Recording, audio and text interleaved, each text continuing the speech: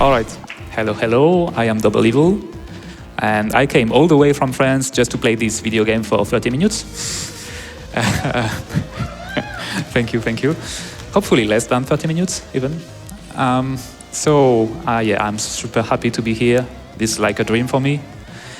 And yeah, this is a game where you will die a lot, so I'm gonna give $5 to PCF per death I get in this run. And I encourage everyone watching who can afford it to match my donation. And all right, that's it for me. Sybert, if you want to introduce yourself. So I'm Sybert. I normally commentate strategy games, but today I'm here to commentate some platforming. And as someone who doesn't play a lot of platformers, I really enjoy Super Cable Boy. So if you haven't checked it out, you should definitely check it out. Definitely. All right, we are ready to start in 3, 2, 1, go. All right, so Super Cable Boy is a precision platformer. It's like Super Meat Boy or Celeste. We play as this cute little handheld, and the goal is to connect our cable to the plug at the end of every level to progress to the next one. Simple stuff. So the game has a retro computing theme to it. It's got a lot of binary stuff, computer science references. And right now we are in the first world called Sleep Mode. And Sleep Mode is the tutorial world where we learn how to move around, how to jump, how to wall jump. And we learn to avoid these dark blocks here called the glitch blocks. And whenever you touch a glitch block, you will instantly die. Dying in this game is no big deal. You will respawn pretty much immediately at the start of the level. But obviously for the speedrun, we still want to avoid that. And yet we hope that you do die a couple of times, just to keep those donations coming in. Yeah, I know, right? But also with these first couple of levels, basically the first two worlds that we are in, it's basic platforming. It is not a lot of skips and glitches. It is just optimizing the route, finding the best sets of jumps, and until you get that first cartridge unlock. Oh, here's the end of the dream. Yeah, so we are in the final cutscene of the first world where we meet the glitch. I do have to mention that we play with skip cutscenes setting on, meaning that the cutscenes are very fast. And so the glitch is gonna cause a system crash known as a kernel panic, and then Cable Boy will wake up, and as soon as he wakes up, we can quit out of the level and progress to the next one. And so when Cable Boy wakes up, he's like, I need to warn Mr. 3-Hand-Key about this weird dream. And so who is Mr. 3-Hand-Key? Well, that's a good question. It's really not explained at all. Let's say he's Cable Boy's mentor or something. That works for me. And yeah, he's the wise character who guides you on the journey. Yeah, stuff like that. So he lives in the cloud, though. And to reach the cloud, we first have to climb the Tower of Hanoi, which is where we are right now. And so the Tower of Hanoi levels are obviously pretty vertical, meaning that we have to rely a lot on wall jumps, which is not great news because wall jumps are pretty slow. And so the optimization we are doing in this world are all about saving us from having to do so many wall jumps. And so we'll be using normal jumps whenever we can. And we'll also go for corner boosts, which are vertical boosts that you can get from coming down from below the corner of a platform at a certain angle. You may also see some of the rice balls dotted around these levels. Those are special collectibles. Those are special collectibles that you'll see him collect a couple. Doublevil will pick up 1 or 2 over the course of this run. But there is another category for collecting all of the rice balls. And they don't unlock anything. They're just a collectible if you want to challenge yourself and if you love punishment. Right. And just like this, we already reached the cloud, which explains all these fluffy clouds and also these bouncy clouds. So the bouncy clouds, whenever you land on top of a bouncing cloud, you will not be able to jump out of it. You have to wait for it to bounce you up. Whoops. Oh, that's 5. That's 5, yeah. So yeah, you have to wait for them to bounce you up. And actually, we don't really like these clouds because for many reasons, actually. They are very inconsistent.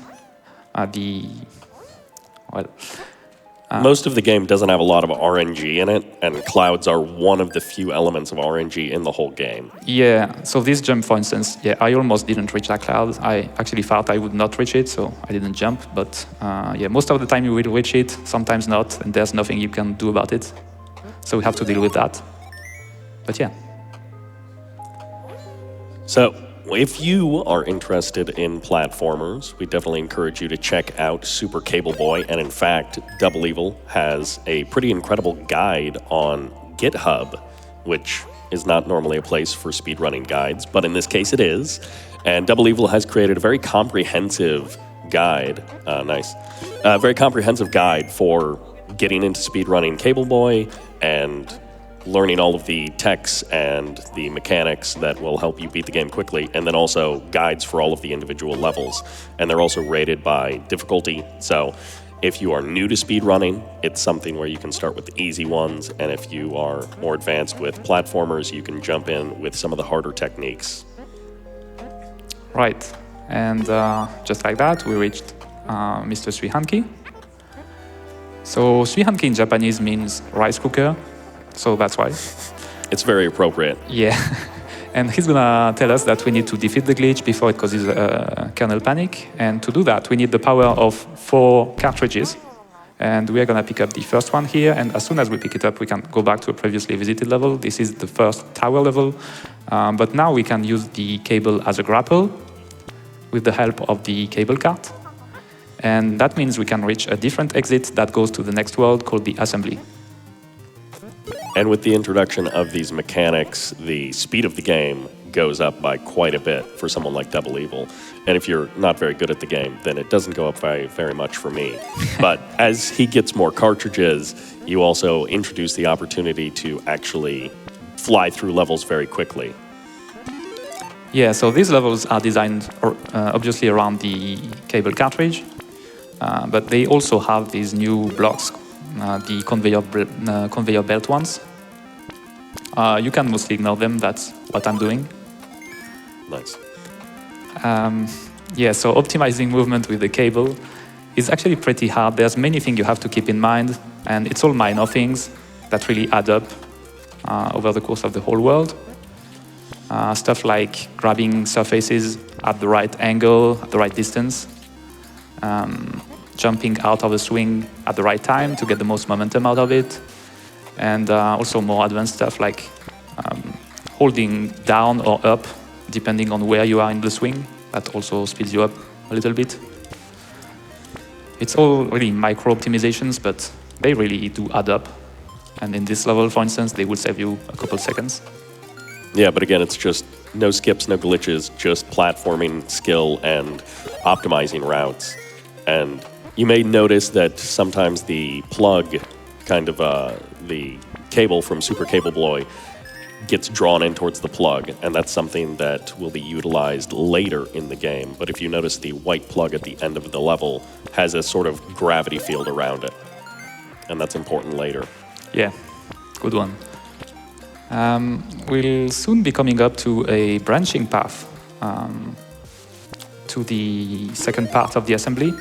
So there are actually 2 different paths that you can pick from. They are called AX and AY, and in this next level we'll be able to pick whichever one we want. We go left. Left is AY. So I'm going to explain AX first. AX has pistons that can push you around, they can crush you, block your path, stuff like that.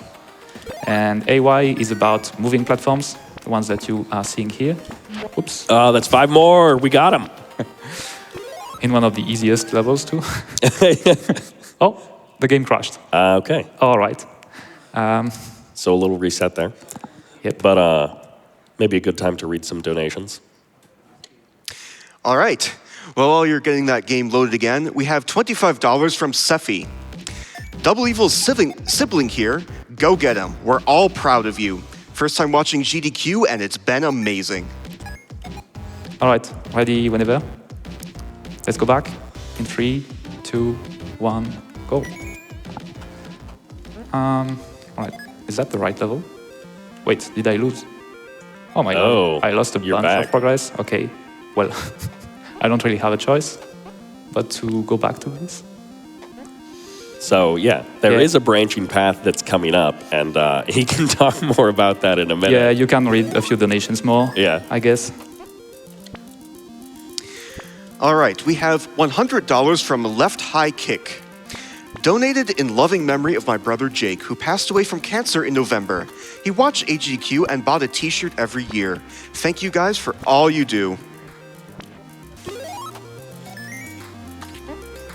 We have $50 from CompuMantra. Nice. Enjoying all the great games done quick. Congrats to all of the runners today. You're all amazing. Thank you. Keep reading. We have $50 from LinzerLou92. Thanks for bringing GDQ to Pittsburgh. It's so cool to be part of the audience this week. We have $10 from Phalanx. Currently watching GDQ the night before my next chemo infusion. Cancer sucks, but we're out here thriving. This goes out to everyone fighting the good fight and those who have had to set their sword down. We have $100 from Raccoon. Thank you for everything GDQ does. So we're back at the assembly split, Yeah. returning to the AY path Yeah. instead of the AX path. I also just wanted to mention that the game does not usually crash. It's the first time this ever happened. So, And of course, it's live during AGDQ, yeah, of course. not during any of the rehearsals. That's never happened before. Yeah. But in this case, the AY course it features slightly different mechanics, but then it also leads you to the first boss fight of the game, and it's a slightly shorter route in terms of number of levels, and also some of the levels are quite short as well. Yeah, because you can skip cycles in AY, whereas you cannot do that in AX. So here I'm just waiting for the platform to move to a certain point, and then I can take off, but well, I didn't make it, but that's how it's supposed to go. And it will be the same in this one. Nice. Oh no, one I rice missed ball. the jump, yeah. It was just a little bit too late. Oh. Oh But- well, I didn't die at least. Alright, so let's go for the first boss fight, because this game has boss fights. And this is a disassembler, he looks angry, but he's a nice guy. And I wanted to mention that this game has its own physics engine, which is great. It enables that skip, so Right. you don't actually have to fight him. I don't have time to explain though, because we'll be picking up the next cartridge called the jump cart. And that allows us to dash and also double jump. And we can chain all that together. And now that we have multiple cartridges, we can swap through our cartridges with the shoulder buttons. I completely missed that skip. I was supposed to fly over the cutscene trigger using something like looks like this. Which saves a whole second in the normal version of the run where the game doesn't crash. Yep. But this introduces one of the core mechanics for being able to skip big sections of this part of the game. The swap dash storage or SD storage, which, as you're seeing, Doublevil do multiple double jumps in one go. Basically, the game has an internal fuel gauge that you don't actually get to see. And normally, a double jump would drain that fuel gauge entirely, so you'd go from 100 to 0. But if you can swap between your cartridges fast enough, you can extend that double jump and essentially use the fuel multiple times. Instead of in all one burst, you use like 10 or 20% at a time. But you do eventually run out of fuel. Yeah, so the thing is, it's not as game-breaking as it looks, but it's pretty handy in these levels. I died so much on that last level. But in this case, Oh, some of these yeah. levels, that's 5 more. We got them, boys. In the couple of these levels, it is definitely breaking the level. It allows you to skip essentially the entire level. But as the game progresses, you get more cartridges, more mechanics are introduced. It becomes less of a game-breaking skip. It's still useful, and it's still part of optimizing the route, but it is not as game-breaking as it is in some of these earlier levels. That works. Oh, nice. Alright. The glitch run. Yeah, now we are chased by the glitch. We'll be chased by the glitch for the next few levels, and so we have to reach the end fast enough that we don't get eaten by the glitch. which is pretty easy if we're speedrunning. Just to add that extra feeling of panic to an already like stressful platformer. I mean, unless you're Doublevil, in which case it looks pretty easy. I mean, it's a pretty hard game, but it's one of these games where it doesn't matter too much if you die, so you can retry very fast. So you're not frustrated. Definitely, trying out different strats and learning from your mistakes. Yeah, exactly. The difficulty is about to spike with some of the next upcoming levels after the next boss fight, really. Yeah. Speaking of which, we just reached the next boss, called the Tesla Coil. I'll be trying to go for a very weird, pretty much task-only strat here. Yeah, I didn't get it. So the Tesla Coil is a giant lamp protected by an orb. It's going to do one of 3 possible attacks at random. This one is not too bad. It's not the slowest one. And then it becomes vulnerable, and we can smash the protective orb around it. And this is supposed to take 3 or 4 cycles, but we can one cycle it by dashing horizontally at it, which tricks the game into thinking we touched a wall, which gives us our dash back. And so we can dash again and again and break it in 1 second. This final attack is always the same, and we just defeated the boss. And so we'll be talking about the next world called LCD. And LCD is pretty hard to explain, so please bear with me. So LCD has a new type of block called the ink blocks. And the ink blocks can live either in the normal dimension or the alternate dimension. And so the next cartridge we are going to pick up right now is the ink cart. It allows us to travel back and forth in between dimensions. And so whenever we go to the alternate dimension, the normal dimension ink blocks, like these ones, disappear. And conversely, the alternate dimension ink blocks will appear. And so the whole world plays out like a puzzle platformer where you have to travel back and forth in between the dimensions to make obstacles disappear and to make useful stuff like platforms appear.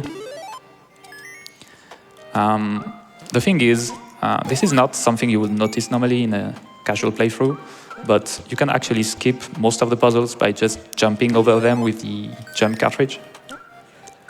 So if you're a fan of puzzle games, well, this is a good section for you, but this is not a good section of the speed run for you. Yeah, exactly. You don't get to see many of the puzzles. Yeah, the puzzles are pretty fun casually, but in the speed run we kind of fly over them, so that's why the levels look like they are missing something, you know. Yeah, and by now I wanted to mention that a runner named Zaza actually made a full tool-assisted speedrun for this game, for this category at least. And the game looks absolutely beautiful when played perfectly. And this world in particular has many very cool tricks that I cannot do as a mere human, but that look really great when done by the machine. So if you want to see that, definitely head over to Zaza's YouTube channel. Perfection unachievable by humans. Exactly. I think we can read a donation or two here. All right, we have $50 from Neslito. Hey, super excited to see you on the actual stage. We're all watching from home and we're super hyped for you to be there. Good luck with the run. Oops, thank you. That's 5 more. Yep. That was a quick one too. Oh, we got him. That's plus 15. I'll try not to die too much on this one. It's easy to die multiple times on the same level. You can read a quick one, I mean. All right, Sorry. $50 from Ginger. Big shout out to everyone behind the scenes working hard to make the best week of the year happen. Thank you. So in the next level, we are going to see the place where I found out about SD storage for pretty obvious reasons. There is a whole level there. Yeah. That's not actually how you normally beat that. There's a whole level. Okay, and in this one, yeah, I go for a very weird, confusing strat that's called a wall plug. We'll explain that later, not now, because now we have a boss to explain, the quartz crystal. So it's going to spawn prisms on the bottom of the room, and you have to carry them all the way to the slot that's on top of the room. Nice. And the prisms can spawn either in the normal dimension or the alternate dimension. And yeah, it's a 50-50 chance. And so whenever they spawn in the normal dimension, you can carry them around with the jump cartridge, which is way faster. And we got 3 out of 4 here, so that was pretty lucky fight. That was good RNG. Yeah. That makes up for the crash. You normally, you normally have to avoid the lasers that also toggle back and forth between the normal dimension and alternate dimension. But yeah, I didn't have to avoid them so much. And we are picking up the last cartridge of this category called the voltage cart, which is way easier to explain. It just allows you to fly around for a few seconds like that. And as soon as we hear the loud noise here, we can keep going. And we are now in the firewall, which explains all the fire, obviously. But as Cable Boy himself says, this is fine. This is fine. Yeah, this is fine. This is fine. So there's not too much to explain about this world, just these orange blocks here. I call them the pool blocks. So the pool blocks will act as walls until you voltage through them.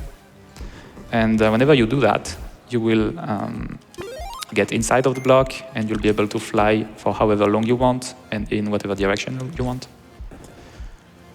This is another section where there aren't a ton of glitches and skips. It's just optimizing routes, learning the levels.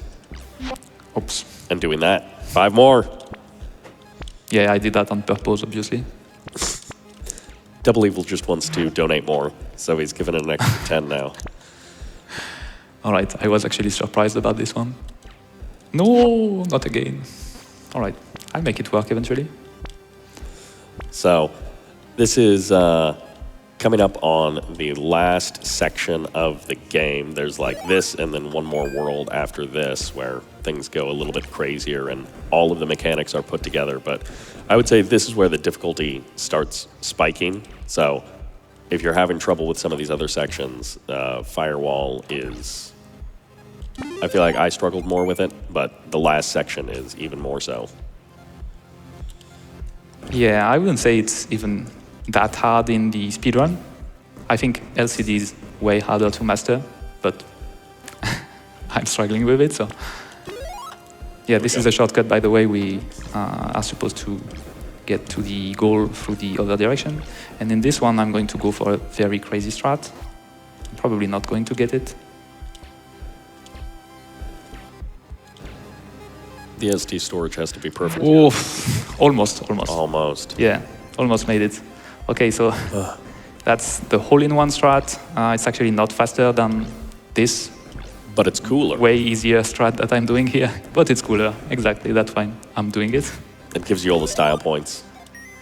All right, so I don't really have anything else to add about this world, so let's read some donations. All right, we have $25 from Laird Montguignard. This is the best run we've seen so far. Thank you. We have 50. That's amazing. Yeah. And this run does look amazing. Thank you. We have $50 from Lord Limey.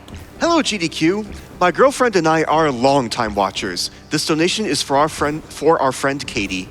She's fighting lymphatic cancer for the last year. Keep your head up, Katie, and save those frames, runners. We have $250 from Oliver Swiskey. From snowy central New Jersey, sitting down to warm up and enjoy GDQ. Best of luck to all the runners. We have $25 from Schrodinger's Joe. This donation is in honor of my mom. Her chemotherapy has just finished and her cancer is in remission. Thank you, GDQ, PCF, and all the folks that make such an amazing event happen. We have $50 from Liz. Shout out to my family watching this with me, as we do every year. Nice. Yeah, keep reading. So I'm just going to check in quickly on that upgrade to best ending gimmick incentive. We have raised over $1,300, but that is a $7,000 incentive. And remember, that run is coming up pretty soon, so get your donations in and remember to apply that incentive on the donation page if you would like to see that upgrade to the best ending. Thank you. So upcoming is the next boss, called the Blacklister. And so the Blacklister is a giant eyeball that we fight in a giant pool, and we have to damage it by flying into the eye when it's open. Fortunately, the eye starts in an open state, so we can damage it before the fight even starts, and that actually counts. So it does one of 3 possible attacks at random, and this one is actually the slow one. Every time you see it, it wastes like 10 seconds. I'm hoping to see another one right after that, and it's the same one. Okay. Well, we got good 20 RNG seconds. on the crystal, but Yeah. bad RNG on the blacklister. Yeah, this one is actually really long. So yeah, this fight is very fun, but it's also pretty easy. And yeah, this next one is the final one. It's always the same, so the fight is pretty much over by now. So let's talk about the last world, the core. The core is not about a new cartridge. Instead, it's about using all 4 of our cartridges. And so it can get pretty hard to guess what cartridge to use. So the game is gonna drop helpful colored puddles in our way. So whenever we touch one of these puddles, we will automatically get changed into the matching cartridge. And yeah, so they are intended as hints, as things that are there to help us. But as speedrunners, we kind of have better ideas of what to do, like this, for instance. Right? Now what you saw there was something called Metaphor Zip and a wall plug in combination. And Metaphor Zip is actually pretty easy to explain. Basically, with this level design that you see here of all of these message boxes, some of the message boxes have corners that have a little bit of a gap in them. So if you hug into that corner and then jump into it, you can glitch into the middle of the message just like that. Yeah. And then glitch out sometimes. The wall plug is a little bit harder to explain,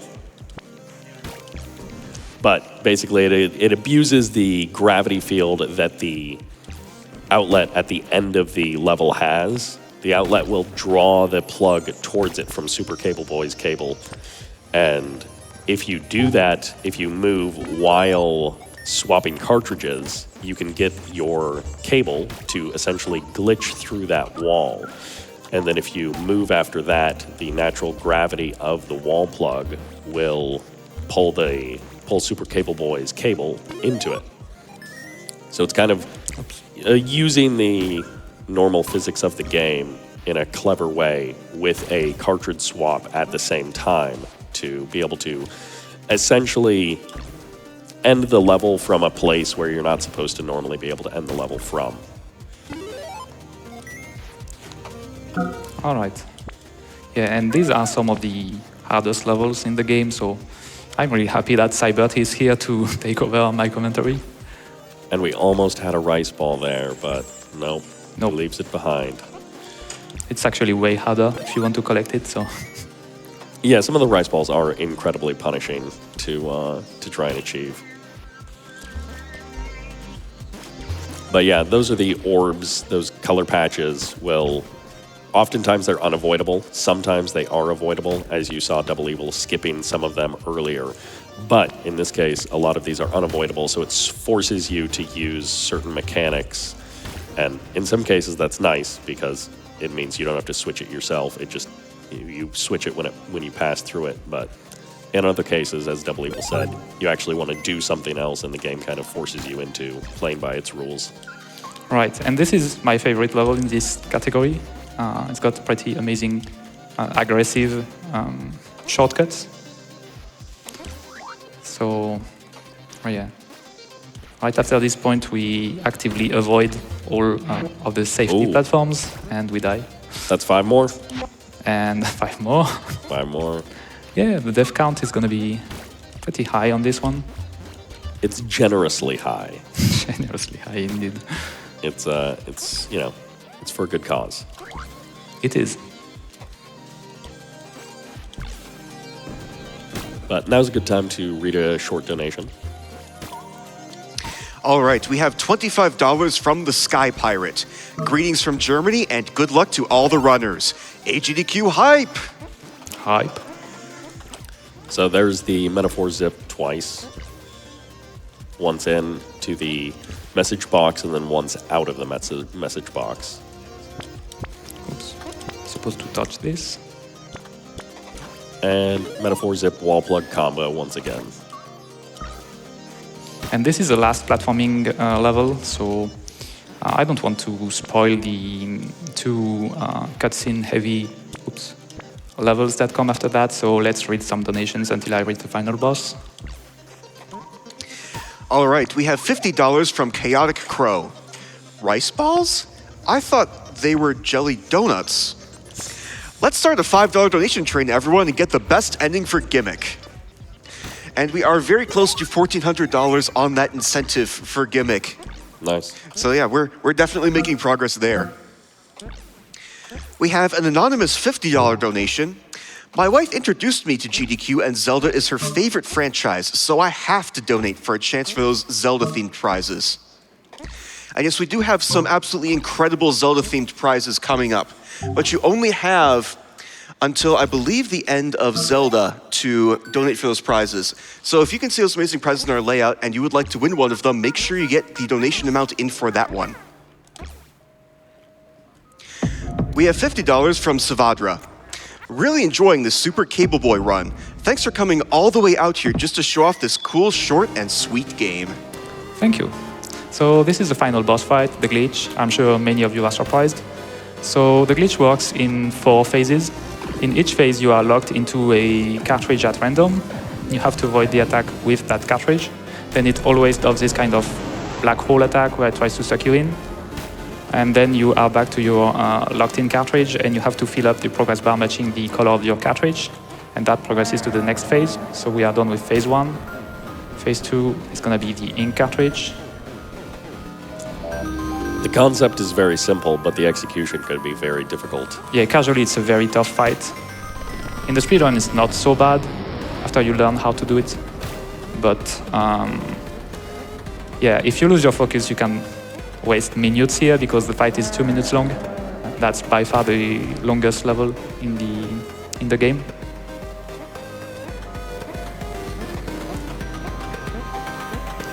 So phase 3 is just the same as phase 2, but with tentacles that you also have to avoid. And then coming up is going to be the last phase, which has a giant laser that you have to kite around. I have a good setup for this, so it shouldn't be a problem.